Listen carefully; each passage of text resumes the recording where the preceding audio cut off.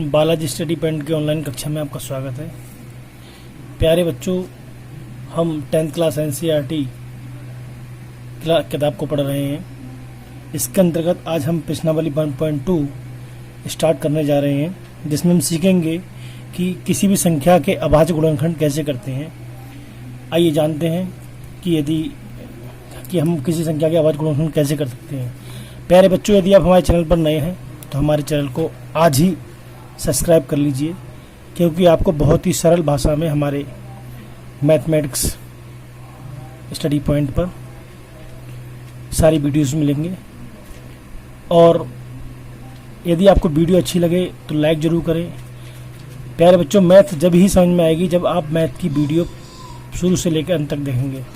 यदि आप वीडियो को पॉज करके या आगे बढ़ाकर देखेंगे तो मैथ कभी भी समझ में नहीं आएगी, चाहे आप वीडियो हमारी देखें या किसी और चैनल से। आइए स्टार्ट करते हैं। यदि आपको वीडियो अच्छी लगे तो लाइक ज़रूर करें और अपने दोस्तों में शेयर करें। निम्नलिखित संख्याओं के अभाज्य गुणनखंडों के गुणनफल के रूप में व्यक्त करो। देखिए, 140 हमारे सामने दे रखा है और इसके हमें अभाज्य गुणनखंड करना है। तो देखिए, जानते हैं कैसे करते हैं हम 140 के अभाज्य गुणनखंड।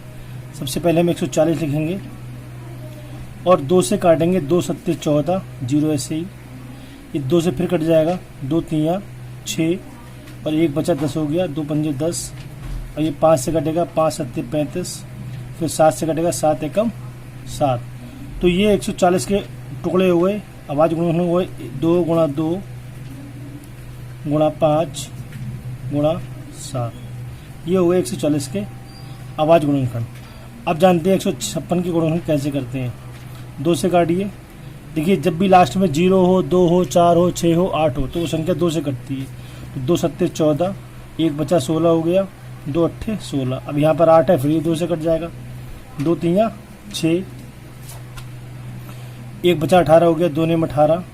अब ये 3 से कटेगा, क्योंकि 3 तियाँ 9, 3 एकम 3, 3 तियाँ 9 होता है। 3 एकम 3 और 3 तियाँ 9। अब ये कटेगा 13 से। 13 एकम 13। तो ये हो गया 2 गुणा 2 गुणा 3 गुणा 13। अब हम अगला सॉल्व करते हैं। 38 25। 38 25। देखिए, लास्ट में 5 है। जब 0 और लास्ट में 5 होता है तो वो संख्या 5 से कटती है। 5 से काटते हैं। 5 सत्ते 35, 38 है। अब 35 में से 38 गए, 38 में से 35 गए 3 बचे। अब 3 2 के आगे जाएंगे, 32 हो जाएंगे। 5 छक्का 30। अब 32 में से 30 गए, 2 बच्चे, फिर ये 2 यहाँ पर आ जाएंगे, 25 हो जाएंगे। 5 25। 5 एकम 5, 2 बचे, 26 हो गए यहाँ पर। 5 25 और 1 बचा। 5 तियाँ 15। अब ये 3 से कटेगा। 3 पंजे 15 और 3 एकम 3। अब फिर ये 3 से कटेगा। 3 एकम 3, 2 बचे, 21 हो गए। 3 सत्ते 21 और 17 एकम 17। तो उसके टुकड़े हो गए 5 गुणा 5 गुणा 3 गुणा 3 और गुणा 17। अब करते हैं 5000 5 के फैक्टर। 5 एकम 5, 0 0, 5 एकम 5। अब इसको हम 11 से काटते हैं। देखिए, 100 है, 11 नियम 99, 1 बचा, 11 हो गया। 11 एकम 11। 13 से कट जाएगा। 13 सत्ते 91 और 7 एकम 7। तो ये 5000 5 के टुकड़े हुए। 5 गुणा 11 गुणा 13 गुणा 7। अब हम अगला करते हैं 7429। देखिए, ये 17 से कटेगा। 17 का बड़ा भाई 74 में 17 चौका 68। कितना बचा? 6 बचा। 62 हो गया। 17 तियाँ 51 हो गए। अब 62 में से 51 11 बचे, 19 हो गए। 17 सत्ते 119। अब ये कटेगा 19 से। 19 दूनी 38। 43 में से 38 5 बचे, 5 बचे 57 हो गए। 19 तियाँ 57 और 23 एकम 23। तो ये 17 गुणा 19 गुणा 23। इस तरीके से आपका क्वेश्चन नंबर 1 जो था वो कंप्लीट हो गया। आइए क्वेश्चन नंबर 2 की ओर बढ़ते हैं। क्वेश्चन नंबर 2 हमारे सामने है। पूर्णांकों के निम्नलिखित युग्मों के HCF और LCM ज्ञात कीजिए तथा इनकी जांच कीजिए। देखिए 26 और 91 का हमें एचसीएफ निकालना है, एलसीएम निकालना है। तो हमने क्वेश्चन नंबर 1 में अभी आपको गुणनखंड करना सिखाया, अभाज्य गुणनखंड। अब हम यहाँ भी अभाज्य गुणनखंड की सहायता से एचसीएफ और एलसीएम निकालेंगे। तो आइए क्वेश्चन नंबर 1 को सॉल्व करते हैं। पहला क्वेश्चन है 26 है और 91। तो 26 के यदि आप टुकड़े करो तो 13 दूनी 26 आएगा, और 91 की करो तो 13 सत्ते 91। अभाज्य गुणनखंड प्यारे बच्चों उन्हें कहते हैं जो किसी से ना कट रहे हों, जैसे 13 किसी से नहीं कटता है ना 7 किसी से कटता है। तो ये अभाज्य टुकड़े हुए इसके। अब हमें एचसीएफ निकालना है और हमें एलसीएम निकालना है। तो एचसीएफ निकालने के लिए हम दोनों चीज़ों में देखते हैं, दोनों गुणनखंडों में देखते हैं कि एक से संख्या कौन सी है। तो आप बताइए कौन सी एक सी संख्या है। बिल्कुल सही है, 13 एक सी संख्या है, तो 13 आपका क्या हो गया, एचसीएफ हो गया। अब जब एलसीएम निकालते हैं तो सबसे पहले हम एचसीएफ लिखते हैं, क्योंकि 13 हमारा जो एक था वो ये आ गया। अब जो बची हुई संख्याएं 2 और 7 हम वो भी यहाँ पर लिख लेते हैं। 7 दूनी 14, 14 की हम जब 13 से गुणा करेंगे तो आएगी आपकी 182। तो इसका आंसर हो गया आपका 182। अब हमें जांच करना है कि दो संख्याओं का गुणनफल बराबर एचसीएफ गुणा एलसीएम। तो आइए अब जांच करते हैं इसकी। दो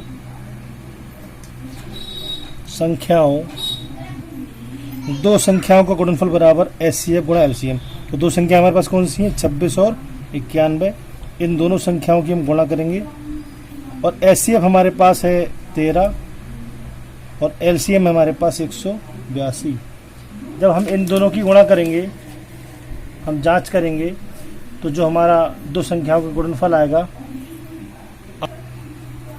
26 और 91 की जब हम गुणा करेंगे तो जो हमारी गुणा आएगी वो आएगी 2366। कितनी आएगी, 2366। और इसकी जब इससे गुणा करेंगे तो ये भी आएगी 2366। आइए अगर गुणा नहीं आती है तो आप करके देख लीजिए। 91 की गुणा 26 से कर लीजिए। 6 एकम 6, 6 नेम 54, एक कट लगा लेंगे, 2 एकम 2 और 2 नेम 18। 6 6 8 और 5 13, हासिल लगा 1 और 1 और 1 2, 2366। ऐसे आप इसकी इससे गुणा करेंगे तो आएगी 2366। जब ये दोनों चीज़ बराबर आ रही हैं तो हमारे जांच जो है वो बिल्कुल सही पाई गई। आइए अब इसका सेकंड पार्ट को सॉल्व करते हैं। इसका सेकंड पार्ट है 510 और 92। तो सबसे पहले हम 510 के टुकड़े करेंगे। देखिए 17 के भाड़े में क्या बनाते हैं, 17 3 51, 5 छक्का 30, 3 दूनी 6 और 2 एकम 2। तो ये आ गया 17 गुणा 5 गुणा 3 गुणा 2। अब हम 92 के टुकड़े करेंगे।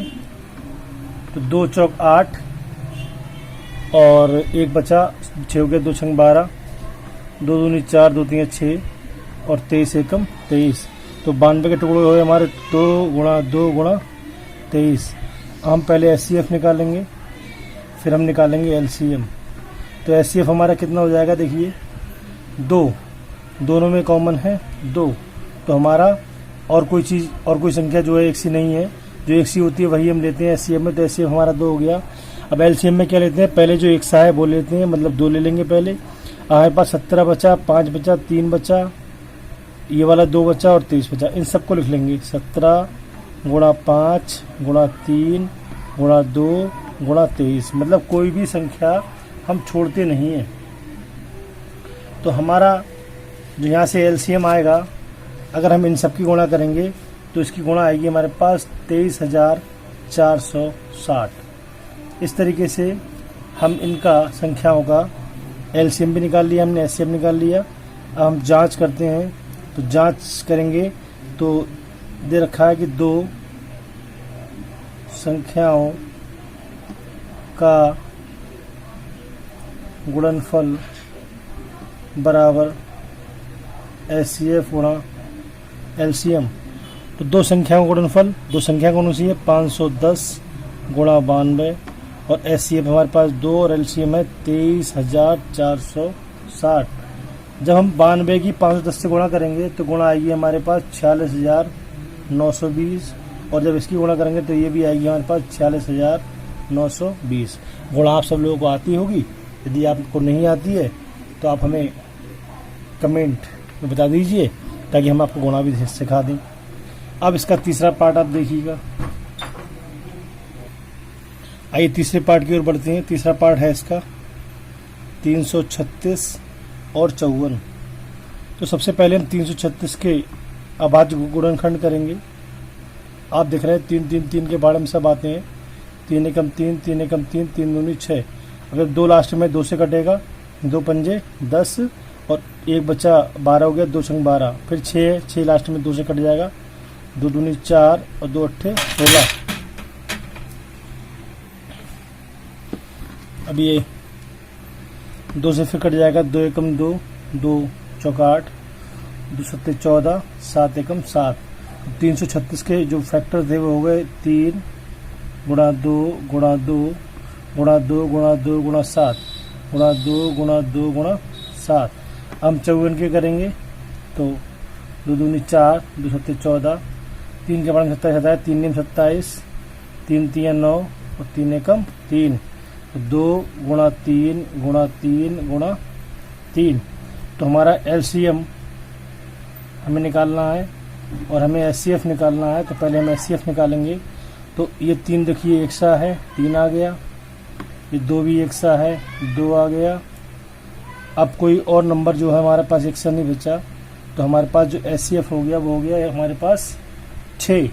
अब एलसीएम निकालते हैं। तो एलसीएम में पहले हम जो एक सा है वो लिखते हैं, मतलब 3 और 2 लिखेंगे पहले। अब कौन कौन सी संख्याएं बची वो सब लिख लेंगे। देखिए 2 1 2 3 बार 2 बचे, उन्हें नोट कर लेंगे।